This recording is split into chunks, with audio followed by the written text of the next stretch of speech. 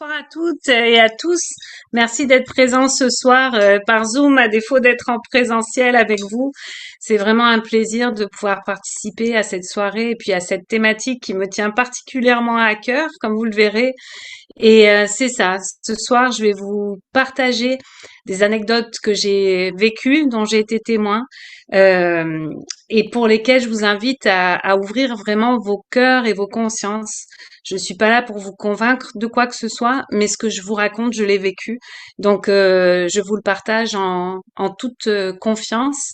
Et l'idée derrière ça, c'est vraiment de de grandir, on va dire, de grandir dans nos perceptions, de d'élargir notre vision et de ramener une compréhension plus grande à ce qu'on peut faire comme type de collaboration et aux relations qu'on peut amener avec les animaux dans cette dimension philosophique et dans cette dimension d'intégrité.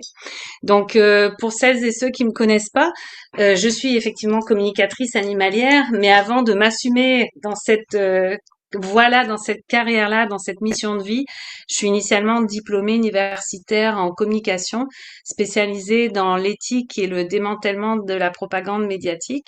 Et puis avec un diplôme complémentaire en sciences humaines appliquées et spécialisée dans la gestion des dynamiques de groupe et puis des dynamiques interrelationnelles. Donc voilà un petit peu. J'ai aussi tout un background de thérapeute, thérapeute pour l'humain et thérapeute pour les animaux au niveau des soins manuels, de la massothérapie et de l'accompagnement. Mais ma mission première et mon choix premier de me concentrer vraiment sur l'outil de la communication animale pour toucher le maximum de monde possible et faire connaître cette approche qui peut changer des vies littéralement. Voilà. Alors, avant de commencer, on va vous partager, avant de commencer officiellement en tout cas, on va vous partager une petite vidéo qui vous mettra dans le bain. Et puis après, on plonge ensemble dans ce qu'est la communication animale et dans les partages de ces fameuses anecdotes de nos colocataires de la planète Terre. Donc, je vous dis à tout de suite. Merci Émilie. Juste avant de vous présenter la petite vidéo, j'avais pas fait l'annonce tout à l'heure, mais je voudrais demander à ceux qui c'est possible, s'il vous plaît, si ça serait bien, si vous pouviez avoir peut-être vos caméras allumées. Donc je sais qu'on est dans un contexte pandémique, on est très habitué à avoir des activités en ligne, mais c'est certain qu'on aime beaucoup avoir aussi le côté humain, même si c'est juste à l'écran, donc de pouvoir vous voir, c'est vraiment apprécié. Donc, si vous voulez bien, s'il vous plaît, activez vos caméras, ça serait super. Donc, je vais tout de suite lancer la vidéo et je te cède la parole tout de suite après, Émilie. Merci. Ouais. Et sentez-vous à l'aise, hein. On est en mode informel, donc si vous êtes dans le confort de vos chez vous, de vos canapés exactement, ben c'est pas grave. Moi, j'ai envie de voir vos visages.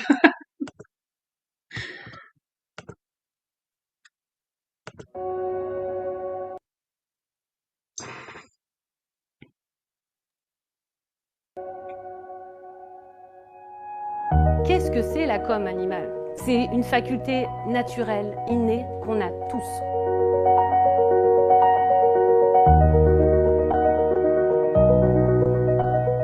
C'est le langage universel, c'est vraiment le langage du cœur, la connexion cœur à cœur, âme à âme, qu'on partage tous.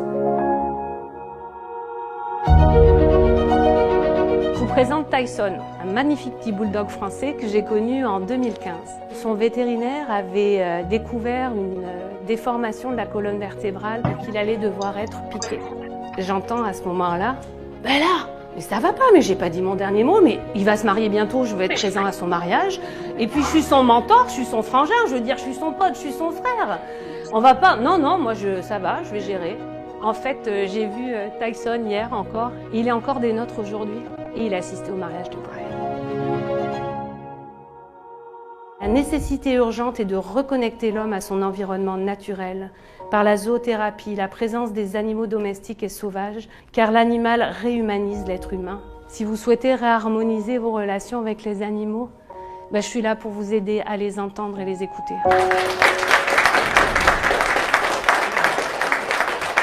Merci. Donc, vous apercevez le visage de Sarah au sein de cette conférence. C'était avant le Covid, au Salon de l'Éveil, en tout cas.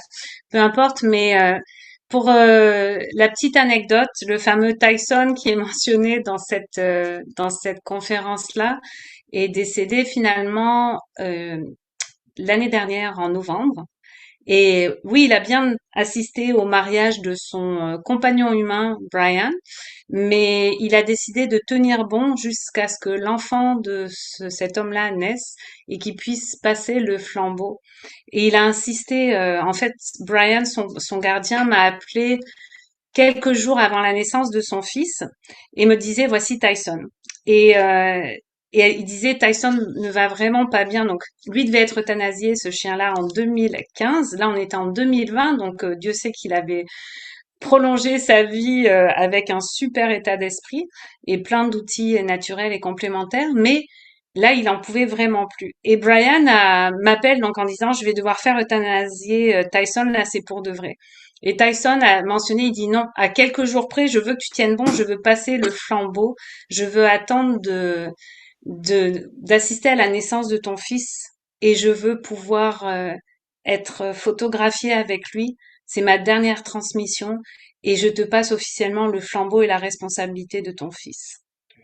Voilà, donc ça c'est la dernière photo de Tyson qui finalement a été euthanasié le lendemain de cette photo et il a pu accomplir sa mission. Pour lui, il se considérait réellement comme c'est ça, le frère de cœur de Brian et un formidable guide, gardien et mentor pour l'accompagner. Et Brian m'avait laissé un magnifique témoignage en disant Tyson a fait son travail et il m'a appris à être un bon père. Il m'a outillé et appris pour être enfin un bon père. Voilà. Donc ça c'est la petite anecdote pour que vous ayez la fin de la petite histoire. Alors comme je vous disais, ce soir il va falloir faire un effort d'ouverture pour on va dire stretcher, faire de l'exercice d'assouplissement de nos systèmes de croyances. Donnez-vous juste la chance de vous dire et si c'était vrai, et si c'était possible. Je suis pas là pour vous convaincre, je suis là pour partager. Donc c'est ce que je vais faire. Et puis là, dans l'exemple de Tyson, il parlait de ses rôles. On va voir quel rôle les animaux choisissent de se donner à nos côtés, que ce soit des animaux domestiques, des animaux sauvages. On va voir qu'ils choisissent en conscience d'occuper différentes fonctions à nos côtés. Et, euh, et puis aussi pour ceux et celles qui sont pas du tout familiers avec la com animale, je l'ai résumé rapidement dans la petite vidéo promotionnelle, mais concrètement, qu'est-ce que c'est? C'est une connexion ou une communication qui se fait sur un plan télépathique. Donc c'est pas de l'observation d'un comportement ou des gestes ou de l'attitude d'un animal, c'est vraiment au niveau connexion télépathique. Donc c'est une question de fréquence, de longueur d'onde, d'émanation des champs électromagnétiques, etc. Donc il y a une réalité qui n'est pas encore expliquée scientifiquement, mais le phénomène de télépathie en lui-même est prouvé scientifiquement. C'est juste qu'ils ne savent pas d'où ça émane et comment s'en servir toujours de manière optimale. Les militaires étaient très très intéressés par la télépathie parce que pour eux ça favorisait des possibilités d'espionnage à distance. Donc Dieu sait qu'il y a des millions et des millions de dollars qui ont été investis dans la recherche, mais le modèle scientifique actuel ne permet pas d'expliquer comment fonctionne la télépathie, mais on sait que ça fonctionne. Et l'autre chose que ça représente en fait, ou qu'est-ce que c'est la communication animale, c'est aussi le langage universel qu'on partage tous, comme je disais dans la vidéo. C'est-à-dire, quelle que soit notre espèce, quel que soit notre degré d'intellect ou de maîtrise de l'intellect ou de la connaissance, c'est vraiment le langage universel commun à toutes les espèces. Et c'est ça qui va permettre, entre autres, aux tribus qu'on dit aborigènes ou aux peuples dits primitifs d'aller chasser, de savoir quel animal doit être chassé, de savoir quelle plante peut servir au niveau médicinal, ou c'est le langage qui va permettre à une mère et à son enfant non verbal de pouvoir communiquer avant qu'il développe le langage parlé, etc. Donc c'est vraiment le langage universel par défaut. On est tous outillés à la base quand on arrive pour pouvoir manifester et utiliser ce langage-là. Mais avec notre éducation occidentale, une fois qu'au niveau cérébral, le néocortex, le cerveau logique et l'aspect connaissance reprend le dessus, c'est des capacités, on va dire, qui s'atrophient. Donc, selon la sensibilité de chacun, et puis selon les efforts qu'on va mettre à réactiver ces fonctions-là et à retrouver la fréquence vibratoire, la longueur d'onde cérébrale, cardiaque, corporelle qui va avec cet état de connexion télépathique-là, on va pouvoir, à différents degrés, pouvoir se reconnecter si on le souhaite. Donc pour moi, je le considère pas comme un don. J'ai une grande facilité pour ça parce que je le fais depuis que je suis gamine. J'ai jamais refermé la porte, mais c'est vraiment quelque chose que je considère accessible pour tous ceux qui le veulent vraiment. C'est pas un don qui est réservé à quelques élus. Par contre, ça demande courage, persévérance, pratique et justement intégrité. On va le voir pourquoi ça demande autant d'intégrité que ça. Voilà.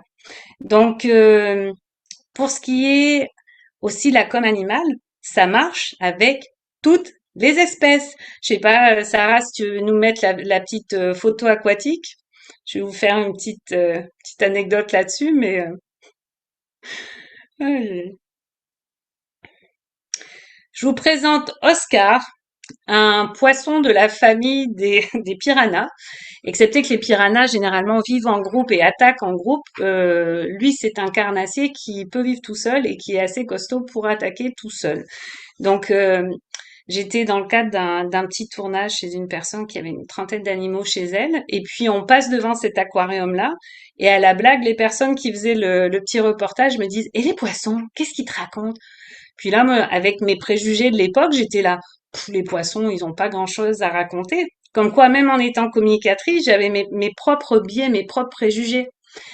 Et là, j'entends, en fait, comme vous le voyez, il m'a interpellée littéralement. J'ai entendu, non, mais tu te prends pour qui? Mais c'est quoi ces préjugés? Mais tu penses qu'il y a que les mammifères à sang chaud qui ont le droit d'expression? Il m'a tenu comme ça, le crachoir pendant 15 minutes non-stop à exprimer ses ressentiments et ses inconforts par rapport aux autres espèces qui étaient présentes la bâtisse, pourquoi les poissons exotiques étaient mieux traités, avaient plus de décors, d'accessoires dans leur espace que lui qui était tout seul, etc., etc. Mais ce jour-là, c'était une magnifique leçon pour moi en me disant, ben, même si je me dis que dans le cœur et dans l'ouverture, ben, j'avais jamais pris la peine de m'arrêter pour taper la jazette avec un poisson. Et à partir de là, ça m'a vraiment ouvert les yeux et je me suis mis à explorer encore plus vraiment avec toutes les espèces, du ver de terre jusqu'à la baleine. Et les seuls, à la blague, la seule espèce avec laquelle j'ai pas pu rentrer en communication. Alors je vous dis, hein, restez ouverts et puis mettez un petit grain de sel et d'humour là-dedans. Mais c'est les tiques. Les tiques qui sont tellement orientés au niveau du but d'aller sucer leur sang pour pouvoir se reproduire, qui sont hermétiques à toute connexion. Ils sont juste focusés, en tout cas c'est les champions du focus mental. Ils peuvent rester 16 ans en latence jusqu'à pouvoir sauter sur leur proie qui passerait près de ce petit brin d'herbe et saisir l'opportunité de se réactiver dans un état actif pour pouvoir pomper le sang et puis se reproduire. Donc quand je vous dis que c'est toutes les espèces, c'est bien beau de se targuer dans notre ego, de se dire ah je communique avec les baleines, je suis allé voir les dauphins, les éléphants, les chameaux, on s'en fout. C'est d'avoir l'humilité de se dire on peut autant apprendre de la part d'une fourmi, d'une mouche que d'un orque ou d'un beluga. D'accord? Donc, je vous le partage avec humour, mais c'est vraiment important d'établir ça. Et ça aussi, ça fait partie d'une vie intègre. C'est d'arrêter de catégoriser en se disant, telle espèce est digne de mon intérêt, est digne d'être écoutée, versus cette espèce-là qui semble une sous-espèce. Donc, on le voit, le racisme qu'on peut avoir des fois en tant qu'être humain, qui est présent au sein de l'espèce humaine, mais nos préjugés au sein des espèces animales peut parfois ressortir.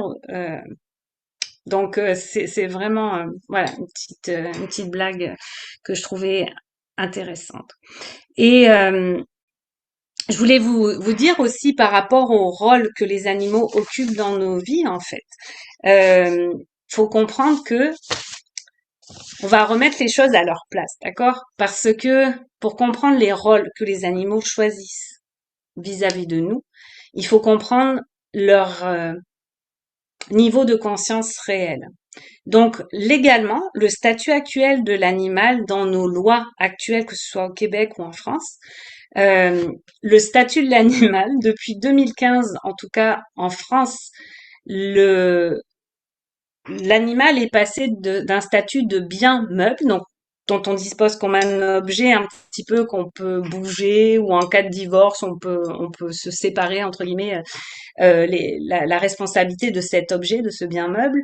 Ben, il est passé au statut d'être sensible. Ça, c'est en 2015. Et puis à la fin de l'année 2015, le Québec a suivi et a changé ses lois par rapport à ça. Ce changement de statut de bien meuble à être sensible est dû à une conférence qui a eu lieu et à une déclaration qui a été faite, ça s'appelle la déclaration de Cambridge, qui a eu lieu en 2012 et qui regroupait plein de scientifiques de différentes disciplines.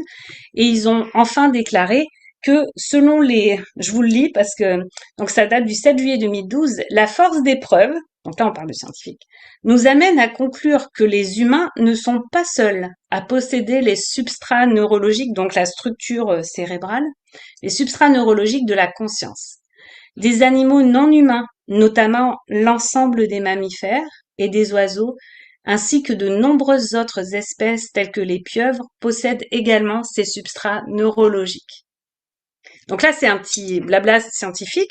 Il y avait le fameux professeur en fauteuil roulant, Hawking, l'astrophysicien hallucinant. Donc c'était vraiment des grands scientifiques de ce monde qui ont posé ça. 2012, on leur reconnaît le statut d'être possédant les substrats de la conscience. 2015, donc 3 ans plus tard, on leur accorde pas le statut d'être conscient, on leur accorde simplement le statut d'être sensible. Et on est vraiment en retard parce que en 2019, à Toulon, il y a un regroupement de juristes qui a enfin posé on appelle ça la déclaration de Toulon.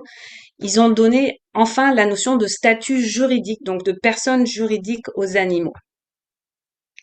Ça, c'est 2019. Mais tout ça pour vous dire que quand je vous dis qu'il y a la conscience et qu'on peut communiquer avec n'importe quelle espèce, c'est que ces substrats de conscience sont vraiment présents. Mais légalement, on ne les reconnaît que comme être sensibles. Et pendant très longtemps, on considérait qu'ils ne ressentaient pas la douleur. Même pour l'humain, la conscience d'être capable de sentir la douleur, dans les années 60, on n'anesthésiait pas les enfants opérés. Il y avait plein d'enfants qui n'étaient pas anesthésiés parce qu'on considérait que leur maturation neurologique ne leur permettait pas de sentir la douleur. Donc, voyez à quelle vitesse la mentalité générale évolue. Donc, avec ça en tête, donc on a affaire à des êtres conscients, doués de conscience. Il va falloir comprendre que dans le choix que les animaux adoptent par rapport au rôle qu'ils jouent à nos côtés, il va y avoir cette notion de conscience et avec la conscience vient un certain degré de libre arbitre. Donc les animaux vont choisir de s'engager à nos côtés avec une certaine dimension de libre arbitre. Ok? Alors, est-ce qu'il y a des questions avant qu'on continue? Est-ce que quelqu'un a bloqué sur quelque chose ou c'est correct pour tout le monde? Sarah, je te laisse voir l'écran, voir s'il y a une... Oui. Avant qu'on aille plus loin. Oui, je pense qu'il y avait une Oui, question. vas-y Suzanne. Ou je sais pas, je vois juste Suzanne sur l'écran.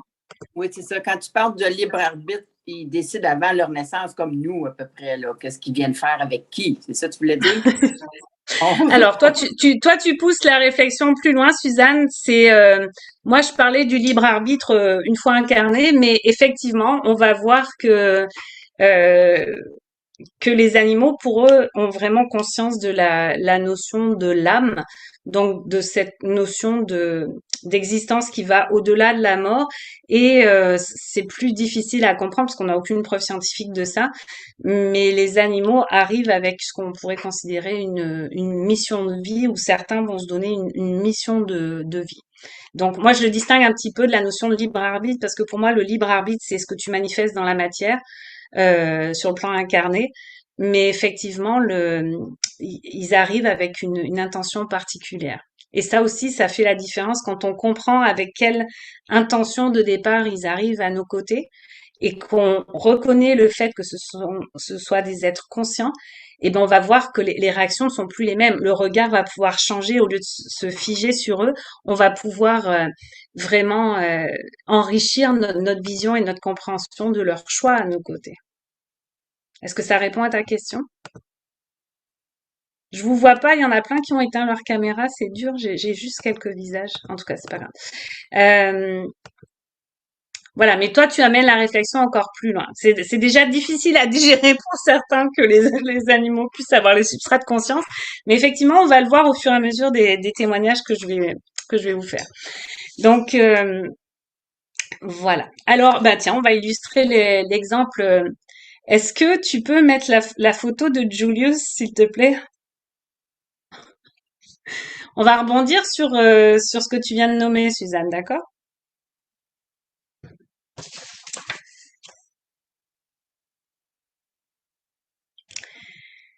Ça, est-ce que tu peux mettre la photo du chien en premier, s'il te plaît?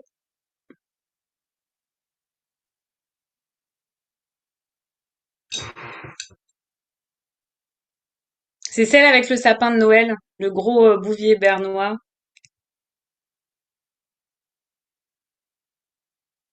Pardon, Émilie, je vais la retrouver, mais je pense que je l'avais pas sous la main, celle-ci. Ok. Donc, concernant ce que tu disais, Suzanne, cette semaine, j'ai accompagné une amie qui venait de perdre son chien. Il était âgé déjà, mais il venait de s'étouffer avec un os de poulet qui avait été, en tout cas, déplacé accidentellement par un autre animal. Donc, c'était pas supposé être là. Et elle a dû le faire anesthésier d'urgence parce qu'il y avait une complication, il y avait une problématique, l'estomac s'était retourné et tout. Donc, elle était dans tous ses états. Et j'arrive sur ces entrefaits et là, je me connecte à l'animal. Donc, techniquement, il vient de décéder. Et lui, il explique ce qui s'est passé réellement et pourquoi il a choisi cette porte de sortie pour voici le beau Julius, euh, donc qui était avec elle depuis je pense 13 ans déjà et qui a tiré sa révérence cette semaine.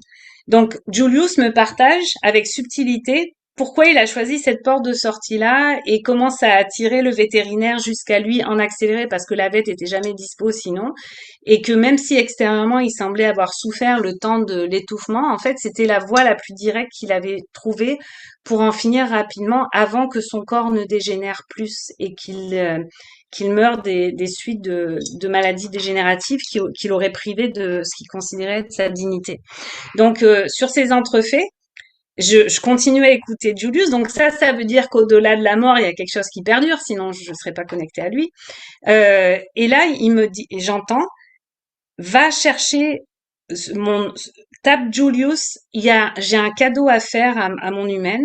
Je veux lui dédier ce message. Et je dis, ah, mais de quoi tu parles? Il dit, fais ce que je te dis, va taper Julius dans Internet et transmets-lui le message. Et j'étais là, mais si je tape Julius, je vais tomber sur Jules César, que sur des trucs de Jules César, ou c'est quoi le rapport? Il dit, fais confiance, va taper. Et je vais vous montrer le texte qui est sorti en premier quand j'ai tapé son nom, si tu veux bien le partager.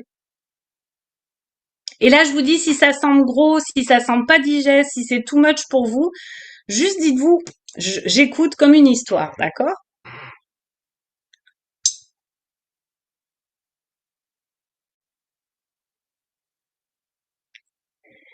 Donc, je vais vous lire à haute voix. On est tous capables de lire, mais donc je tape Julius. Vous verrez le nom en bas, mais c'est tout ce que je tape. Et je tombe là-dessus.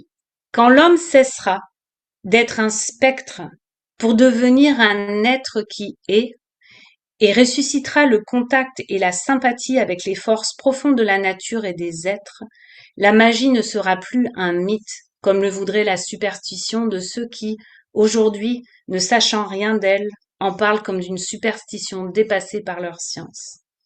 Et donc, quand on se sera réapproprié la magie, et l'on connaîtra alors cette puissance qui est justice, qui est sanction de dignité, attribut naturel d'une vie intégrée à laquelle elle appartient comme quelque chose de vivant, d'individuel, d'inaliénable. Et signé Julius Evola. J'avais jamais entendu parler de ce gars. Et quand donc je transmets la citation à mon amie, je lui laisse digérer ça. Elle avait pas lu sur le coup, et puis en relisant, elle capotait parce que ça faisait vraiment écho avec la difficulté qu'elle avait à s'affirmer dans son intuition et puis dans ses perceptions. Donc c'était vraiment une belle dédicace pour elle de la part de son chien. Mais ce qui est fou, c'est quand je suis allée voir qui était ce monsieur. C'est un philosophe métaphysicien qui est né dans les années 1880 et qui était d'origine italienne. Et moi, ce qui me fascinait, c'était que la conférence s'en venait sur la notion d'intégrité. C'est comme si Julius, j'avais pris la peine de m'arrêter pour retransmettre son message. Non seulement il transmettait un message de sagesse et d'encouragement pour son humaine, mais en plus, il mentionnait toutes les thématiques qui s'en venaient par rapport à la conférence. Donc, Suzanne, pour en revenir pas à ta question, mais à ta remarque, c'est que les animaux arrivent avec certaines missions d'âme, on va dire, ou avec certains degrés de sagesse qui peuvent vraiment être perturbants ou nous dépasser des fois. Et du coup, euh, c'est vraiment intéressant de comprendre. Je vais vous lire d'autres paroles de sagesse, entre guillemets. Ça, c'est de la part d'un chien qui s'appelle Costa, qui est zoothérapeute, enfin partenaire d'intervention en zoothérapie et avec lequel j'ai collaboré sur un livre. Mais ils ont gardé que l'essentiel en lien avec la zoothérapie. Mais nous, il y a le gardien de l'animal et les gens qui étaient impliqués sur le projet hallucinaient tellement sur les messages qu'il transmettait, ce chien, qui m'ont posé plein de questions en parallèle. Et voici quelques remarques que ce chien faisait. Vous allez voir le niveau avec lequel il s'exprime. C'est rare que je prenne en note, mais comme c'était dans le cas d'une interview pour un livre à la base, ou en tout cas pour une réflexion, j'avais pris en note ce qu'il transmettait. Alors, ouvrez votre esprit. Euh, il dit, par exemple, dans le cas de la zoothérapie, il dit, pour moi, la zoothérapie est ma mission de vie. Et je lui avais répondu, mais je pensais que ce terme était propre aux humains. Il dit, chaque être doué d'une conscience dispose d'un certain degré de libre arbitre. Quelle que soit notre espèce, nous avons droit à nos aspirations intrinsèques. Il est donc essentiel à moyen terme de sensibiliser les humains bénéficiant du soutien d'animaux comme auxiliaires thérapeutes ou d'animaux de service au sens large. Donc là, on était dans un contexte zoothérapie, animaux de travail, animaux de soutien. Donc, il est donc essentiel à moyen terme de sensibiliser les humains bénéficiant du soutien d'animaux comme auxiliaires thérapeutes ou d'animaux de service au sens large, de leur demander leur consentement. Les mentalités doivent encore beaucoup évoluer, mais tu vois, notre échange est une preuve vivante que c'est possible à condition de s'ouvrir à cette réalité. Et il continuait avec la notion des rôles. Donc, je lui avais demandé, il parlait des carrières professionnelles. Donc, certains d'entre nous choisissent d'être des animaux de service auprès de l'humain, d'autres animaux adoptent différents rôles à vos côtés, en fonction de leur évolution et aspirations respectives. Certains ont davantage un profil de gardien, de protecteur, de conseiller. Donc, comme on a vu avec Tyson, le chien qui souhaitait voir la naissance du fils de son frère humain, de son complice humain. Donc, certains ont davantage un profil de gardien, de protecteur, de conseiller ou de guérisseur, par exemple. Et il y a autant de parcours qu'il y a d'individus. Et l'alchimie relationnelle entre humain et animal est unique à chaque dyade ou à chaque famille de cœur interespèce, quand un animal se lie à plusieurs membres d'un même clan familial. De ce fait, comme je le disais plus tôt, à nos yeux, euh, en tout cas, c'est ça. Parce qu'après, il parle de la mort et d'assumer sa responsabilité avant de partir. Donc on a vu Julius qui voulait s'assurer que son humaine allait honorer sa magie. C'est une femme qui a une intuition et un potentiel intuitif hallucinant, qui est aussi formée à la com animale, mais qui a beaucoup de difficultés à s'affirmer par rapport aux préjugés qui l'entourent et aux personnes qui se sentent plus cartésiennes autour d'elle.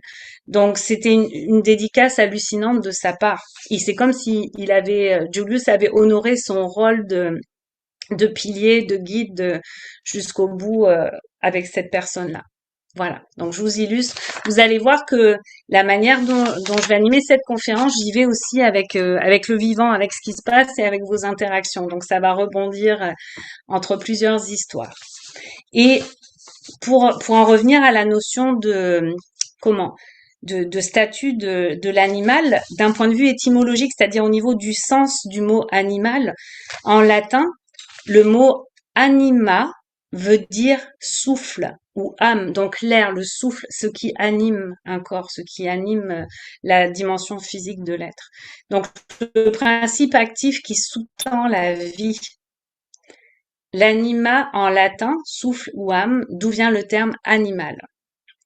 Et il y a plein de thérapeutes qui s'amusent à dire, quand on parle de la magie dans la vie, c'est l'âme qui agit, basée sur ses valeurs. Donc quand on rentre en communication animale, il y a beaucoup de magie qui vient avec. On se rend compte on prend conscience de réalité ou de dimensions complémentaires à notre vision. On se rend compte vraiment de cette puissance qu'ils ont en tant qu'animaux intègres, qui se tiennent sur leurs valeurs, qui sont centrés sur leurs principes, ce qu'ils sont capables de manifester comme sagesse et comme magie dans notre vie. Donc, on parlait par rapport à la thématique de ce soir, de la notion d'intégrité. Ça veut dire quoi? Être intègre en soi. Et c'est quoi le lien avec les animaux et la com animale? C'est que en définition, on dit, par exemple, pour le Larousse, on parle d'honnêteté. État de ce qui est intact, de ce qui n'a pas subi d'altération. On parle aussi l'état d'une chose ou d'un tout qui est entier, qui a toutes ses parties. Qualité de quelqu'un, de son comportement, qui est honnête. L'intégrité, c'est aussi l'absence de mauvaises intentions. Donc, quand on regarde ce que les animaux incarnent, de par leur être, de par leur structure interne, on va dire, c'est des êtres qui ont à peu près gardé leur intégrité. C'est sûr qu'il y a une privation environnementale qui fait qu'ils n'ont pas forcément leur intégrité territoriale où ils peuvent se développer au sein d'une nature protégée et tout, mais malgré tout, ils essayent de protéger leur intégrité. Donc la qualité des messages ou l'intensité des messages qu'on reçoit en communication animale peut être vraiment bouleversante parce que les animaux, ils sont pas là pour faire semblant, ils sont pas là pour porter des masques, ils arrivent avec une volonté d'authenticité, qu'on se regarde en face et qu'on ait tous les morceaux en main pour pouvoir agir en conscience. Ça fait que quand on communique avec eux, l'exigence première, c'est qu'on soit capable, nous, en tant qu'humains, de se regarder en face. Si on n'est pas capable de se regarder en face, souvent l'animal va déconnecter. Il va refuser de communiquer parce qu'il dit, regarde, t'es pas en état de t'accepter dans ton intégralité, t'es pas capable d'empathie envers toi-même ou t'es pas capable d'accueillir tes défauts ou ce qui est douloureux pour toi. Comment tu veux te mettre en disponibilité pour écouter mes difficultés, mes problèmes et mes aspirations? Donc ça m'est arrivé de me faire envoyer valser par des chevaux thérapeutes, entre autres, où j'arrivais en formation, j'étais toute excitée dans un troupeau de chevaux thérapeutes à Val-David et au Québec en tout cas, et j'arrive pour faire mes exercices au sein de ce troupeau. Puis là, je fais face à une première jument. Je sais pas si tu veux mettre la photo de la jument qui est par-dessus ma tête. C'est pas elle, mais ça fait partie de ce troupeau-là, Sarah. Et en fait, je rentre toute pleine de moi là, et puis je dis alors bonjour. Même pas, je la salue même pas. Je dis qu'est-ce qui va pas? Qu'est-ce que je peux faire pour toi? Et c'était pas elle, c'était sa collègue, mais la jument m'a répondu. Quand je dis comment ça marche, j'entends, je vois, je perçois, on entend des mots, on entend des phrases, on capte des sensations et tout ça. Donc c'est comme si elle m'avait transmis le message en disant mais d'abord on salue, on dit bonjour. Et qui te dit que j'ai envie de te parler de mes problèmes? Avant de demander ce qui va pas, on demande comment ça va. Ça aussi, ça avait été une belle leçon d'humilité parce que souvent, en tant qu'humain, on se met en position de sauveur. On se croit tout connaissant, tout puissant. Je sais pas si tu veux mettre, Sarah, la petite photo de égaux, tous égaux, s'il te plaît. Ça serait cool, je pense. Ça serait vraiment cool. Mais c'est ça, c'est cette notion d'humilité. Et cette jument m'a beaucoup touchée. Il y a une autre fois, un chat avec lequel je devais communiquer, c'était une étude de cas un petit peu particulière. Puis le chat, d'une manière très très snob, me dit non mais j'étais fatiguée ce matin, c'était un dimanche matin, je voulais juste dormir. Puis il voit l'état dans lequel je suis, il fait non mais tu crois que je vais m'abaisser à communiquer avec un humain qui vibre si bas? Tu as vu ton état de fatigue, va te coucher. Et du coup, il avait raison. Et j'ai dû formuler à son humain que je ne m'étais pas respectée dans mes ressources physiques. Donc j'avais l'envie de communiquer avec lui, j'avais le cœur de le faire, mais mon corps était épuisé. Donc je n'avais pas respecté mon intégrité. Il y avait une partie de moi qui était déconnectée et qui n'était pas alignée avec la justesse de mes ressources intérieures. Donc techniquement, j'étais pas disponible pour lui. Il me l'a mis en pleine face. Et ça m'a permis de couper la communication, de reprendre rendez-vous plus tard et d'aller me coucher et dormir. Donc ça peut être de l'intégrité, soit dans notre système de croyance ou sur notre plan physique ou sur notre plan émotionnel, mais c'est d'avoir l'honnêteté de se regarder en face. Et avec les animaux, on l'apprend des fois avec humour ou à la dure. Et je vous partage cette image parce que quand je suis arrivée vers la jument dans le pré qui m'a gentiment envoyé valser, remis à ma place, ben, malgré le fait que j'étais soi-disant dans mon cœur et puis en mode communication animale, ben, je me croyais supérieure et en contrôle, mine de rien. J'étais dans mon ego, en mode sauveuse, donc en déséquilibre, dans la triade sauveur, bourreau et victime, là. J'étais pas dans mon équilibre. Et ce que la com animale et la notion d'intégrité dont sont porteurs les animaux ce à quoi ça nous ramène, c'est cette notion qu'on est tous égaux sur cette planète.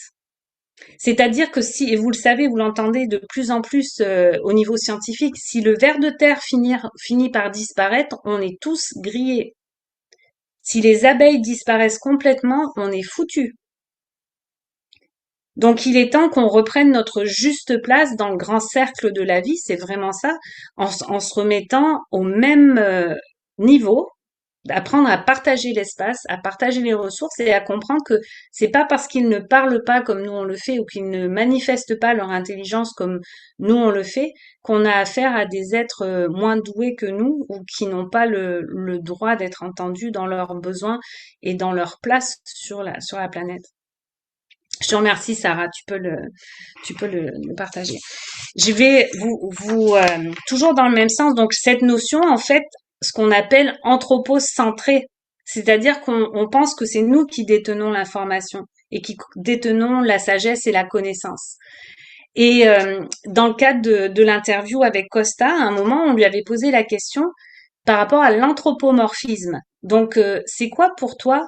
L'anthropomorphisme, ça veut dire la tendance à attribuer des caractéristiques humaines, donc des pensées, des sentiments, des émotions, des capacités, à des entités comme des animaux, des plantes ou des objets.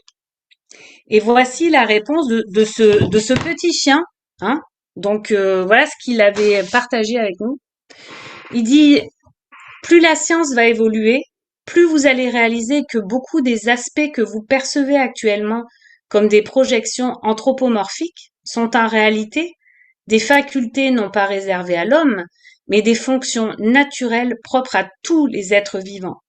Souvenez-vous, il n'y a pas si longtemps que la capacité à ressentir la douleur a réellement été reconnue chez les animaux. Et il continuait sur ce qui était le propre de l'humain, en fait. C'était vraiment intéressant. Et il expliquait que ce qui est propre à l'humain, c'est pas la parole en tant que telle. C'est l'usage qu'on en fait. Et le fait que les animaux n'ont pas ce besoin qu'on se souvienne d'eux ad vitam aeternam et de laisser leur empreinte à tout prix. Parce qu'ils se respectent assez, ils ont conscience de leur finitude sur le plan physique, mais ils sont vraiment allumés sur la notion d'âme qui va perdurer dans le temps, qui va aller au-delà de la mort. Leur vision, la mort est pas du tout la même que la nôtre. Donc ils ont un calme intérieur, ils n'ont pas besoin on pense qu'ils n'en ont pas les facultés, mais ils n'ont même pas l'aspiration de laisser une empreinte à tout prix, parce que c'est pas le but. Ça, c'est plus nos délires égotiques et anthropocentrés que leurs besoins à eux. Et ça veut pas dire qu'ils sont juste dans l'instinct. Ça veut dire qu'ils sont dans l'acceptation de leur être pour qui ils sont. Et qu'ils ont l'humilité de dire, bah, je fais ce que je fais quand je le fais, au mieux de mes capacités. Euh, et c'est ça mon but. Je continue. Le temps passe vite. Mais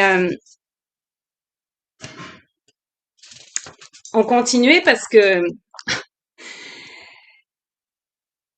il disait, moi je lui disais, bah, à l'époque de Descartes, donc on part de l'approche cartésienne, les animaux étaient considérés comme des machines biologiques en fait. Et je dis, ça change de cette vision-là, où la douleur était pas du tout perçue. Donc un chien qui couinait quand on l'ouvrait pour des expériences et tout, alors qu'il était vivant et conscient, c'était considéré comme un réflexe d'ordre mécanique. Et là, il avait... il avait mentionné un truc vraiment chouette. Je vais vous le dire.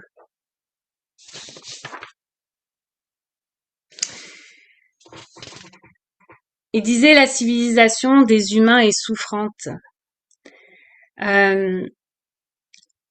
Parce que vous avez perdu votre connexion à votre nature profonde, à votre nature véritable. Et il disait, comme vos scientifiques vous le font découvrir, grâce au progrès technologique et l'évolution des consciences, le fossé qui semblait nous séparer se réduit chaque jour davantage, inexorablement. L'humain redescend tranquillement de son piédestal pour reprendre sa juste place parmi ses semblables non-humains. Ce qui pour moi distingue l'homme des animaux n'est pas le langage, mais plutôt l'usage qu'il fait de la parole. L'humain se projette par l'esprit et la parole dans l'espace et le temps. Il transmet, analyse et catégorise l'information pour la rendre plus ou moins accessible pour ses pairs.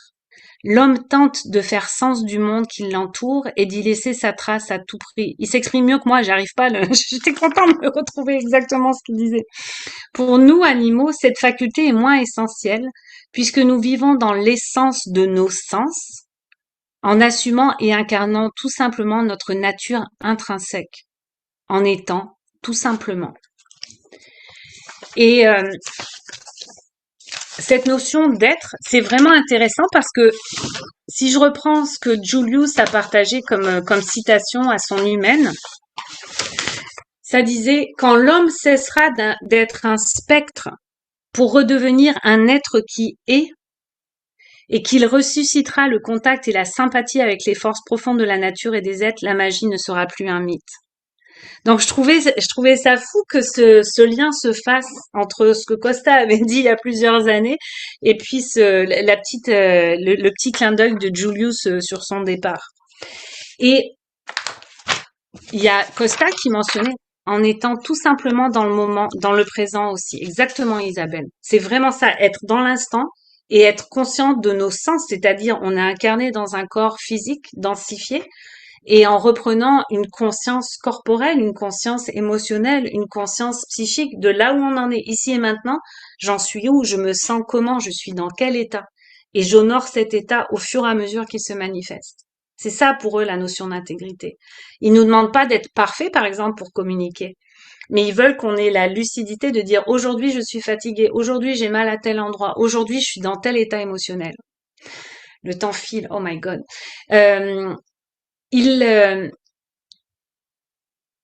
Il mentionnait un truc par rapport à cette notion des êtres humains qui sont comme des spectres.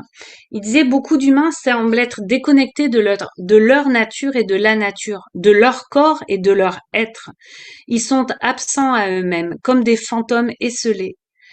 Et là, il parlait de l'importance de l'approche thérapeutique en zoothérapie, mais c'était cette notion de fantôme esselé. Il dit, l'approche thérapeutique recrée d'une façon artificielle un contact, donc il parle avec l'animal, un contact et un contexte dans lequel l'humain peut se reconnecter à sa véritable nature, corporelle, sensorielle et spirituelle, en recréant un lien authentique et pur avec un autre être vivant, sans peur du jugement et dans le plaisir simple d'être présent à ce qui est dans l'instant, ici et maintenant. Donc Isabelle, t'étais en plein dedans. Et par rapport à ça, à l'époque où il m'a mentionné ça, parce que il y avait une question qui lui avait été posée, c'est, tu sais, comment vous vivez les marches tu sais, en ville, comment c'est pour toi que quelqu'un aille te marcher quand il est super occupé et qu'il a juste 20 minutes pour aller te marcher dans la journée? Et il disait, avec le développement des technologies, donc il y a beaucoup d'humains qui sont sur leur cellulaire quand ils partent promener leurs animaux, leurs chiens. Et il dit quand l'humain est connecté à ces technologies-là, et c'est comme une coquille vide, c'est-à-dire il est physiquement présent mais nous ne le sentons pas. Donc il se donne bonne conscience en allant nous balader, mais le fait qu'il soit sur son sel tout le temps de la balade, c'est exactement comme si on traînait un fantôme derrière nous. Les chevaux m'en ont parlé de ça. Ils m'ont dit qu'un cavalier qui est dans sa tête mais qui n'est pas dans son corps, ou qui va, avec le développement des technologies, avoir son sel pendant qu'il est à cheval, son cellulaire, son téléphone portable, il dit, ça devient une menace pour nous, c'est comme si on avait un corps mort ou un fantôme sur le dos, parce que sa conscience est ailleurs, sa conscience n'habite plus en présence son corps physique. Et c'est un facteur de stress phénoménal pour plein d'espèces. Donc d'avoir l'humain qui est présent, t'es en train de caresser ton chat, t'es en train de regarder la télé, t'as ton chien et tout, mais on n'est pas vraiment là. C'était vraiment spécial, vraiment, vraiment spécial à ce niveau-là. Et puis, il parlait de cette notion comment? De spiritualité. Il dit pour moi, euh, la notion de spiritualité est en fait une matrice qui unit et fait vibrer tous les fibres du vivant. Donc cette notion d'interconnexion, d'interrelation, pour eux, c'est ça qui fait la recherche, la richesse de l'échange entre nous. C'est d'être vibrant dans cette connexion, dans cette interrelation. Et pour eux, c'est évident qu'on est tous interreliés. Tu sais, en physique quantique, on parlerait d'intrication quantique, mais les animaux, ils parlent juste de la fibre du vivant. En tout cas, Costa, c'était le terme qu'il utilisait. C'est vraiment spécial. Et, euh, et justement, c'est par rapport à ça, tu sais, c'était pas un reproche ou des critiques qu'il faisait par rapport à l'humain. C'était juste lui dire, mais il se déconnecte. Et plus il va se déconnecter, plus la communication ou la capacité à avoir des relations intègres va se déliter. Et puis, ce qu'il faut comprendre aussi, c'est qu'au fur et à mesure que la science progresse, donc on pensait que le rire était le propre de l'homme. Ils se sont rendus compte que les rats étaient capables de rire. Ils ont fait des recherches scientifiques. Ils se sont rendus compte qu'en chatouillant certaines zones réflexes, les rats avec des rictus qui étaient affiliés ou associés à la capacité de rire. La capacité du jeu a été longtemps considérée comme seulement propre à l'humain. Et finalement, ça a été reconnu comme le mode d'apprentissage principal de plusieurs espèces. Donc, c'est vraiment notre vision face à eux est tellement fermée, tellement petite par rapport à leur niveau de compréhension et d'acceptation du monde. C'est vraiment particulier. Et en communication animale, je vous disais que pour pouvoir communiquer, ça nous prenait, tu sais, d'être solide dans notre intégrité. Mais on a un code d'éthique. La profession de communication n'est pas reconnue en tant que telle comme la pratique de la communication n'est pas considérée comme une profession encore à part entière. Mais par contre, il y a un code d'éthique des communicateurs que moi, je suis vraiment le plus près possible. Et je vais vous lire quelques petits extraits pour que vous compreniez en quoi ça vibre avec cette notion d'intégrité. Donc, le but de la communication et notre motivation première est de réanimer les facultés inhérentes, ça veut dire propres à chacun, de chaque humain de communiquer aisément et directement avec les autres espèces qui l'entourent. Donc le but, c'est d'outiller les gens et puis de leur rappeler qu'ils en sont capables déjà. Nous ne jugeons et ne condamnons personne pour les erreurs et les incompréhensions du passé. Et les animaux font la même chose. Quand on communique avec eux et qu'ils nomment des choses qui sont déplaisantes et tout, c'est extrêmement rare qu'il y ait une notion de culpabilité ou d'accusation. C'est juste qu'ils nomment les faits pour qu'une évolution puisse avoir lieu. Nous réalisons que la communication télépathique est un médium qui peut être affecté par nos désirs inconscients, nos émotions excessives, nos jugements et notre manque d'amour envers nous-mêmes et autrui. En sachant ceci, nous marchons sur le chemin de la télépathie animale avec humilité et bienveillance. Nous sommes prêts à regarder nos erreurs et à transformer les croyances qui peuvent influencer la clarté des communications que nous recevons de la part des humains comme des non-humains. Donc nous, on est l'espèce humaine, mais on est des animaux, et les autres espèces animales sont des espèces animales non humaines. Ça, c'est un petit rappel aussi, ça nous remet un petit peu dans le grand cercle de la vie. Voilà. Afin d'augmenter notre efficacité, nous n'offrons notre aide qu'aux gens qui la demandent, afin que les gens soient réceptifs à notre aide. Cela augmente beaucoup notre efficacité. Je vais vous donner vous partager une expérience que j'ai eue qui m'a beaucoup appris en termes de justement d'intégrité. Je voulais bien faire, c'était au tout début où je faisais de la com et on me fait appel pour une jument qui est en Guadeloupe. Donc moi j'étais au Canada, je fais la communication à distance et cette jument était en train de dépérir à vue d'œil. Et il y avait plusieurs vétérinaires qui étaient venus, des ostéopathes équins, personne ne trouvait la cause de la problématique. Et quand je me suis connectée à cette jument-là, la demande m'avait été faite initialement par sa palefrenière. Donc c'était pas sa propriétaire, sa gardienne officielle, c'était sa palefrenière qui l'aimait énormément. Donc sa palefrenière, c'est la personne en charge de ses soins, de une partie de son entraînement et tout ça.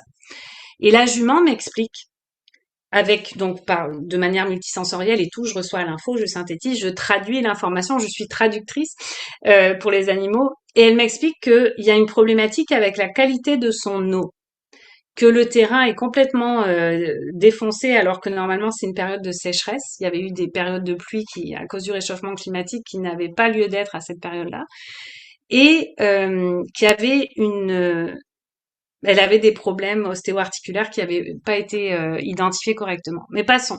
Quand je lui demande ce qui se passe par rapport à son eau et tout ça, elle me précise, elle dit, il y a un problème de toxicité de l'eau. Puis là, elle m'explique avec beaucoup de précision quel protocole faire pour assainir son eau. Donc, juste à base naturelle, elle explique en détail le protocole pour assainir son eau.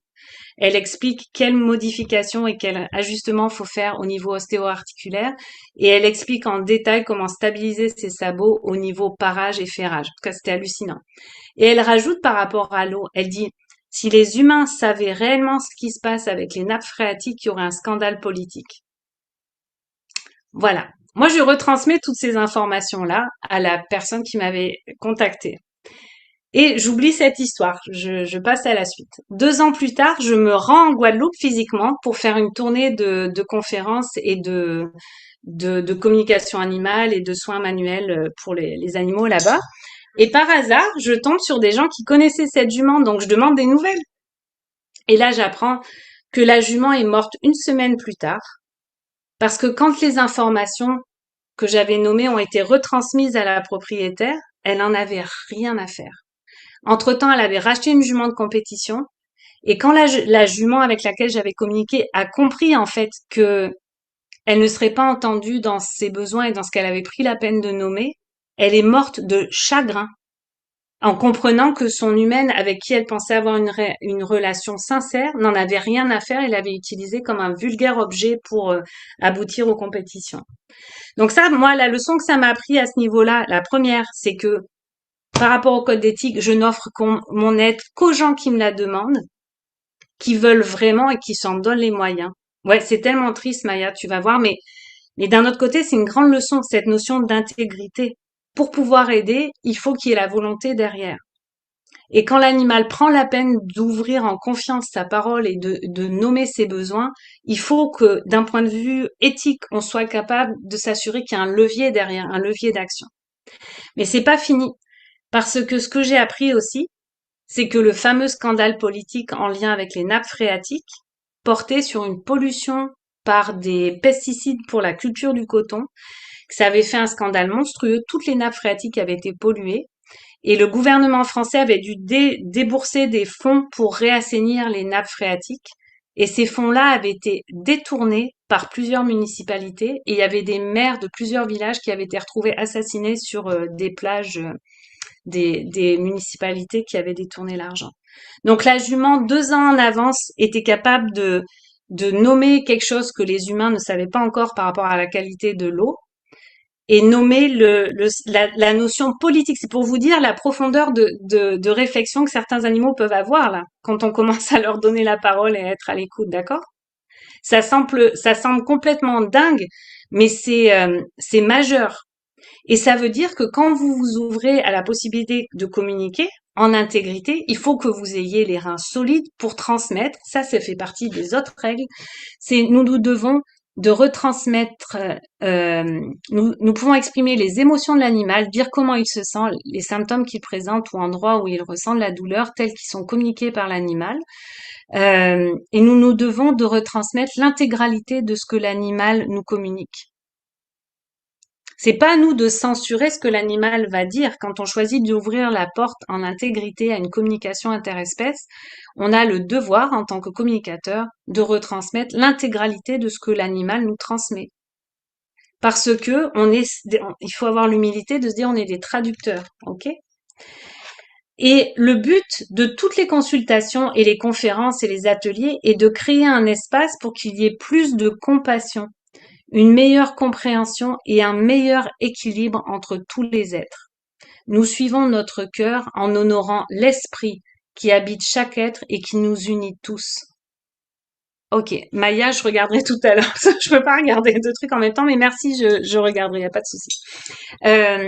Mais voyez, donc, quand on rentre dans cette démarche d'intégrité en lien avec la coopération avec les animaux, c'est vraiment, il faut être prêt à plonger, d'accord? À plonger et à en assumer les conséquences. Donc, vous voulez y aller avec des gens qui sont volontaires, ok? J'aimerais vous partager, j'espère, on est déjà à 1 heure de temps, mon Dieu que ça passe vite. Je voulais vous partager, toujours quand j'étais en Guadeloupe, j'ai eu la chance de faire une tournée éco-responsable, on va dire, en bateau. Et puis, c'était des personnes qui étaient en charge de gérer les échouages de masse de cétacés, c'est-à-dire quand il y avait des baleines qui s'échouaient sur les côtes de Guadeloupe ou certains belugas ou des dauphins, ils collaboraient avec les gardes côtiers pour gérer ces échouages de masse. Puis, dans la discussion, je leur dis, c'est dommage que vous n'ayez pas la collaboration de communicateurs interespèces parce que ça vous permettrait de scanner en accéléré quels animaux veulent vivre, ceux qui en ont les capacités physiques, ceux qui sont épuisés, ceux qui ont un message à délivrer et ceux qui veulent donner leur corps à la science, etc. Et ça permettrait d'intervenir beaucoup plus vite et puis de se concentrer sur ceux qui veulent, sur les animaux échoués qui veulent vraiment vivre. Donc, quand on est restreint dans les ressources humaines, c'est super important de pouvoir utiliser ce genre d'outils, par exemple. Et cette dame disait, waouh, c'est génial, mais c'est dommage, vous n'étiez pas là la semaine dernière parce qu'on a eu le cas d'une dauphine, donc je dis une dauphine, mais d'une femelle dauphin, d'une maman dauphin qui portait ses petits. Ça, c'est des photos, c'est pas en Guadeloupe, c'est en Égypte lors d'un voyage auprès des dauphins sauvages en mer Rouge, là, mais c'est juste pour illustrer la notion des bébés. Voilà. Merci, Sarah. Mais donc, l'anecdote, c'était que il y avait cette maman dauphin qui avait soutenu le corps de son dauphin décédé, donc un petit delphino tout frais décédé, pendant plusieurs jours avec l'aide ce qu'on appelle une tati, donc une amie de dauphin qui était là. Et à tour de rôle, il ramenait le cadavre du dauphin, le corps du dauphin décédé en surface. Et puis les scientifiques ont observé cette ronde-là pendant plusieurs jours et ils ont dit on peut pas laisser la carcasse pourrir comme ça, on va la récupérer, on va faire des tests pour voir de quoi est mort le dauphin. Et donc la dame qui organisait l'éco-tour responsable là, m'a dit quand on a retiré le cadavre du bébé, la maman s'est mise à pleurer et à crier et on ne savait pas quoi faire. Elle dit ton aide aurait été précieuse à ce moment-là. Et ce qui est génial avec la com anima, c'est que peu importe comment on est dans un espace du cœur, on pourrait dire qu'on travaille au point zéro pour ceux qui connaissent ça. La notion d'espace et de temps ne compte plus quand on est en com animal. C'est aussi pour ça qu'on peut communiquer avec des êtres décédés. Donc, je me suis connectée par l'intention. Donc, j'avais pas la photo spécifique de cette mère dauphin là, mais comme elle m'avait été décrite et tout, j'ai pu me connecter à elle. Et là, j'ai eu l'explication. Et elle m'a dit, je savais que mon enfant était mort. J'étais bouleversée qui me sépare de son corps. Mais la raison pour laquelle je pleurais, c'est qu'ils ne m'ont pas dit là où ils l'emmenaient. Donc elle savait, elle avait conscience quand je lui ai décrit, elle avait conscience que le corps de son petit allait servir à la science, mais on ne lui avait pas expliqué à quel endroit de l'île le corps du bébé allait être transporté. Et du coup, les restes du bébé, elle voulait juste savoir où la carcasse de son bébé, je dis la carcasse parce que c'était dans cet état-là, où est-ce que les restants de son bébé seraient enterrés ou détruits ou stockés une fois que les tests auraient été finis. Pourquoi elle demandait ça? Pour pouvoir boucler son rite funéraire. Et je vais vous lire ce que Costa avait mentionné. Donc, on en revient à ce fameux petit chien assistant partenaire en zoothérapie. On lui avait parlé de la mort, comme les éléphants, exactement, Isabelle. Et justement, c'était, je lui posais la question. Je disais, on a observé des rituels funéraires chez les éléphants. Est-ce que tu peux nous en parler? Il dit oui, c'est un aspect, un exemple. Donc c'était exactement le coup des éléphants. Mais si les scientifiques observaient davantage les animaux dans leur contexte naturel, ce qui est de plus en plus rare à cause de la destruction de nos territoires, ils noteraient que de nombreuses espèces ont l'équivalent de ce que vous appelez rituel. Si les animaux domestiques avaient plus de liberté de mouvement, donc là il parlait pas des animaux sauvages, il en parlait avec les animaux domestiques. Si les animaux domestiques avaient plus de liberté de mouvement à l'approche de leur mort, vous pourriez observer l'équivalent de vos au revoir auprès des autres animaux présents dans leur environnement et aussi envers leurs compagnons humains les plus significatifs. Tout comme les humains, certains individus préfèrent se retirer dans un endroit discret pour mourir sans déranger par pudeur, mais mourir seul devrait être un choix, pas une fatalité. Là, on parlait dans la problématique plus en lien avec l'intervention des animaux pour les personnes en phase terminale, etc. Mourir en étant accompagné par une présence bienveillante, humaine ou animale, est apprécié pour adoucir ce passage. Mourir en étant entouré d'êtres aimés ou aimants devrait être un droit et pas une exception. Les animaux n'ont pas peur de la mort en tant que telle, puisque pour nous, c'est juste un changement d'état. En cela, la présence d'un animal auprès d'une personne mourante, par exemple, peut être rassurante et apaisante. Là où l'humain inquiet et qui ne croit pas en la permanence de l'esprit pourrait paniquer ou transmettre ses appréhensions aux mourants, la chaleur et la douceur de notre présence bienveillante dans l'instant, ici et maintenant, aident la personne ou nos confrères animaux à vivre cette transition de manière plus paisible. On n'empêche pas forcément la douleur physique liée à certaines conditions de décès, mais on peut assumer une partie de la souffrance associée à la peur de l'inconnu. Donc là, on fait la transition des animaux sauvages aux animaux domestiques et à leur relation à la mort. Ce qui est très intéressant, il continuait par rapport à la mort. Donc pour lui, cette notion de persistance de l'esprit, je lui disais, ben, tu sais, c'est ce que tu nous partages, ça me rappelle une citation d'Albert Einstein où on ne peut pas tuer l'énergie. La vie n'a pas de commencement la vie n'est pas le commencement ni la mort la fin. Donc j'avais pris cette citation. Puis ce qu'il répondait, c'était effectivement, mais cela n'empêche pas l'appréhension lorsque nous sentons notre propre mort arriver. La peur et la douleur la douleur et la peur de la souffrance est universelle et chaque individu humain ou non humain la gère en fonction de sa personnalité, de ses expériences passées et surtout en fonction de l'entourage dont il dispose au moment de son départ. Lors de cette transition, beaucoup d'animaux restent un peu plus longtemps, malgré leur douleur physique, pour laisser le temps à leurs compagnons humains et non humains de se préparer au mieux ou de régler certains détails de comportements importants à nos yeux.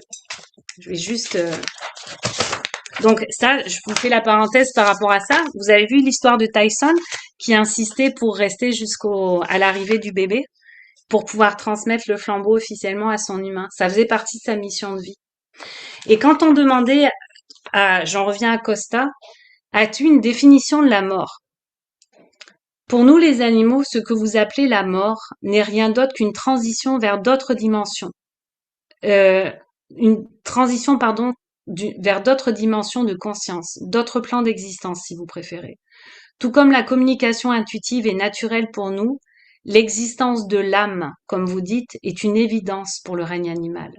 Cette essence spirituelle qui nous anime poursuit son chemin d'évolution après la transition que vous nommez la mort, où notre enveloppe corporelle se détache et retourne à la terre. Donc, comment dire? Quand on a donné l'exemple de la dauphine, donc c'était pas tant l'adieu à son bébé que le fait de pouvoir amener le processus de rituel et d'accompagnement funéraire jusqu'à son dénouement qui la rendait triste et aussi anxieuse. Ça fait vraiment réfléchir. Et puis, Isabelle, tu mentionnais l'histoire des éléphants. Si vous fouillez sur Internet, il y a un documentaire où on voit des éléphants dans un refuge, je sais plus si c'est au Kenya, qui viennent, sans avoir été prévenus ou quoi que ce soit, hein, rendre hommage à leurs protecteurs et leurs gardiens. Oui, les gorilles aussi, effectivement. Donc, c'est juste fabuleux. Et par rapport à la thématique de la mort, est-ce que tu peux partager la photo du serpent, Sarah? Est-ce que vous êtes correct au niveau du temps? On a dépassé d'un quart d'heure. Est-ce que vous voulez qu'on boucle la boucle? Parce que normalement, c'était affiché comme étant 1 heure. Est-ce que vous êtes correct? J'ai encore quelques petites anecdotes croustillantes à vous partager. Ceux qui doivent quitter, je vous remercie. Vous pourrez retrouver l'enregistrement complet disponible sur YouTube dans quelques jours, je pense, en suivant voilà. Alors, encore. Je vous présente une femelle python que j'avais rencontrée lors d'une exposition.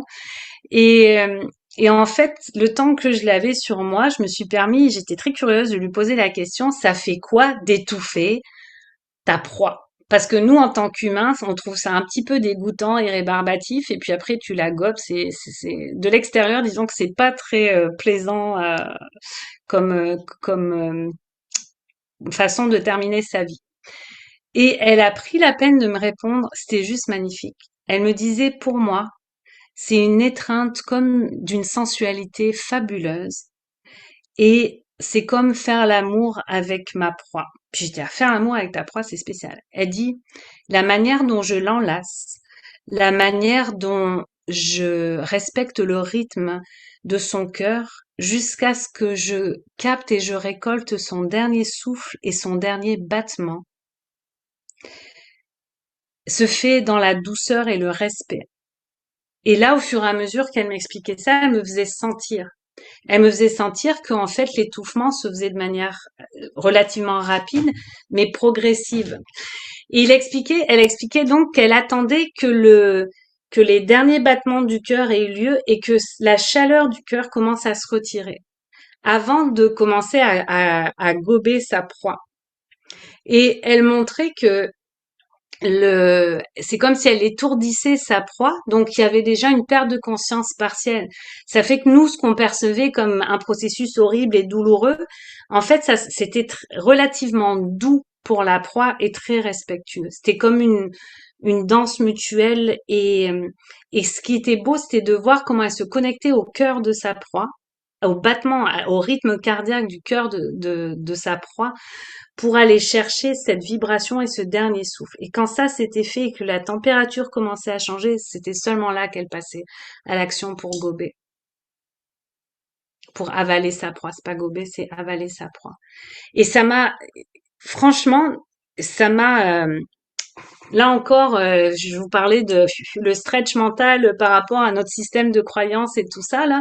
Ça a été pour moi un sacré apprentissage parce que je me dis, tu sais, on a toujours nos préférences par rapport aux animaux, hein, tu sais, nos espèces préférées. Moi, les reptiles, c'est pas mon gros trip, mais ça m'a vraiment permis de les regarder différemment, en fait, en tout cas, de la regarder différemment et de me dire, ben, elle, il y a rien de moche, il y a rien d'horrible, c'est juste, elle est en intégrité, dans le respect, puis il y a comme cette, c'est ça, cette synchronisation mutuelle qui opère avec sa proie. C'était vraiment fascinant. Sarah, tu peux, ouais. Bon, j'ai hésité à vous la partager, celle-là, et puis j'irai pas dans tous les détails, mais je voulais vous en parler parce que je trouve ça important. Dans le cadre d'un reportage, dans les dernières années, je me suis rendue dans le Saint-Laurent, et puis, enfin non, c'était l'an dernier en fait. Donc, et puis là, on m'avait posé une question. Donc, c'était dans le cadre de mon travail. Les personnes qui étaient dans la région se posaient de grosses questions par rapport à la diminution de l'observation du nombre de baleines. Et ils avaient quelques hypothèses, mais ils n'arrivaient pas à comprendre pourquoi ça avait autant diminué l'observation, enfin le nombre de baleines qui venaient dans l'embouchure du Saint-Laurent. Donc, on part à l'aventure, et puis là, je me connecte à un groupe de baleines qui se portaient comme ambassadrices. Donc, elles n'étaient pas là physiquement à côté de nous, autour du Zodiac, mais elles avaient choisi de collaborer. Et là, je leur pose la question. Je peux pas vous donner toutes les données, ce serait trop long et puis c'est pas pertinent ce soir. Mais à un moment donné, donc elle parlait de problématiques. Ok, merci Sylvie. Et puis tu pourras reprendre, tu pourras reprendre la suite de l'enregistrement prochainement. Je vais essayer de rester à peu près correct dans le temps quand même. Mais donc, ce groupe de baleines ont commencé à mentionner des problèmes plurifactoriels et d'ordre, donc on s'entend en réchauffement climatique et tout ça, mais aussi problèmes de genèse du phytoplancton dû à des changements dans les courants marins profonds, etc. En tout cas, il y avait toute une liste. Donc, ça aurait pris vraiment une équipe interdisciplinaire, scientifique, avec des océanographes, des géologues, des climatologues, etc., pour pouvoir et se réunir tous ensemble pour pouvoir apprécier l'interaction entre les différentes problématiques. Mais au moment où je partageais toutes ces infos-là, on reçoit le message d'un capitaine qui était un peu plus au nord, au nord des îles d'Anticosti, et qui dit, ben là, on a observé un groupe de baleines plus important. Et du coup, les personnes qui étaient avec moi dans le cadre de ce travail-là me disent, mais pourquoi t'indiques pas au groupe de baleines là qui s'est connecté que puisqu'elles manquent de nourriture en ce moment dans l'embouchure du Saint-Laurent, si elles vont au nord et qu'elles contournent les îles d'Anticosti, elles pourraient aller trouver plus de nourriture. Et à ce moment-là, la réaction de ces baleines-là, ça a été, mais pourquoi on se rendrait là-bas il n'y a pas assez de nourriture pour tout le monde. Pourquoi on irait voler la nourriture de nos sœurs? Elles se sont rendues là-bas, on les laisse prioritaires. Puis là, elles ont commencé à m'envoyer, et ça m'a bouleversée, j'étais dans tous mes états. Elles ont dit, de toute manière, nous n'avons plus les zones protégées et les sanctuaires habituels pour mettre bas et nous reproduire. Et nous avons pris la décision consciente de nous retirer en tant qu'espèce de la planète Terre, en choisissant de ne plus nous reproduire ou de diminuer énormément notre ratio de reproduction, consciemment. Et elle m'a envoyé l'image des aborigènes d'Australie. Alors, je comprenais pas sur le coup. Et en discutant de manière plus élaborée de tous les messages qu'elle m'avait transmis avec des gardiens de la sagesse Atikamekw. Au revoir Jacqueline, merci beaucoup. Donc, c'est une nation autochtone du Québec.